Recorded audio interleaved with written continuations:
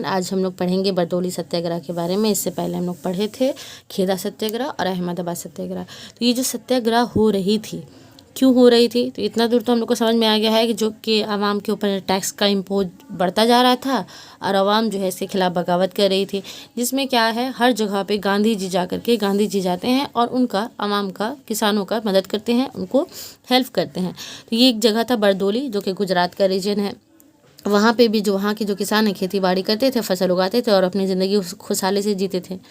अब होता क्या है कि वहाँ पे 1925 में इस रीजन में क्या होता है, फ्लड आ जाता है। काफ़ी ज़्यादा फ्लड आने की वजह से यहाँ के जो फसल है वो बर्बाद हो जाती है। फसल बर्बाद होती है, अभी किसान परेशान ही थे कि फसल उनकी बर्बाद हो गई है। इसी दौरान मुंबई प्रेसिडेंसी क्या करती है, एक 22% टैक्स इंक्रीज़ करने का ये पेश कर देती है कि टैक्स की लगान की शरह को 22% तक बढ़ा दिया जाएगा। अब जिससे क्या होता है, किसानों को और ज़्यादा नुकसान होने लगता है। एक तो पहले ही किसान परेशान हैं कि उनकी फ्लड की वजह से, सैलाब की वजह से उनका जो कल्टीवेशन है नहीं हो पाया है, उनकी खेती अच्छी नहीं हुई है। उसके बाद से ये टैक्स का मामला आ जाता है, जिससे क्या होता है आवाम परेशान होकर के एक रिपोर्ट लाना शुरू कर देती है। रिपोर्ट पर पेश करती है, किसान जो है अपना अर्जी देती है, लेकिन हुकूमत, गवर्नमेंट इस पर कोई भी डिसीजन नहीं लेती है और इसको जो है हुकूमत लगान वसूल करने पे आमादा रहती है कि किसानों से ज़बरदस्ती जो है लगान लिया जाएगा। अब क्या होता है, कांग्रेस कमेटी क्या करती है, 1927 में किसानी की हालत को देखते हुए वो क्या करती है, एक रिपोर्ट तैयार करती है और रिपोर्ट तैयार करके इंतजामिया को पेश करती है। लेकिन इन सब के बावजूद भी हुकूमत पर कोई असर नहीं पड़ता है। उसके बाद क्या होता है, 1928 में कुछ लोग जो है मिलते हैं, जिनमें जो है नरहरि पारिक है, शंकर विश्वास है, मोहनलाल पांड्या है। ये लोग सब मिलते हैं, मिल करके किसानों के साथ मिल करके और टैक्स को मना करने के लिए, टैक्स को इम्पोज नहीं करने के लिए हुकूमत से बात करने के, हुकूमत से राब्ता करने की बातें करते हैं। और ये तीनों मिल करके सरदार वल्लभ भाई पटेल से बातचीत करते हैं। अब पटेल साहब क्या करते हैं कि बरदौली के किसानों को हक दिलाने की बात करनी शुरू कर देते हैं और उनकी मुलाकात गांधी जी से होती है। गांधी जी अपना एक ये रहता है, मजमून लिखते हैं यंग इंडिया में, एक मजमून लिख करके डालते हैं यंग इंडिया में, किसान जो है किस तरीके से इस चीज़ से इफेक्टेड हो रहे हैं। अब पटेल को लगता है कि नहीं, इससे बात नहीं बनने वाली है, उनको सत्याग्रह करना ही पड़ेगा। इसीलिए सरदार वल्लभ भाई पटेल क्या करते हैं, तहरीक चलाने की जिम्मेदारी खुद ले लेते हैं और क्या करते हैं, लोगों को 3 ग्रुप में बांट देते हैं। एक कैंप बनाते हैं अलग अलग, मेल का एक अलग कैंप होता है, फीमेल्स का एक अलग कैंप होता है, जिसमें जो है मुस्लिम्स, हिंदू और पारसी अलग अलग ग्रुप में बैठे हुए होते हैं और उनके अलग अलग वॉलंटियर भी होता है। साथ साथ इसमें जो है इनकी अपनी सिस्टर जो है, सिस्टर जिनका नाम रहता है मनी बेन पटेल, वो भी इसमें शामिल होती है और औरतों के साथ सना बसाना खड़ी रहती हैं कि हम जो है औरतों के साथ रहेंगे और मिल करके इसके खिलाफ बगावत करेंगे।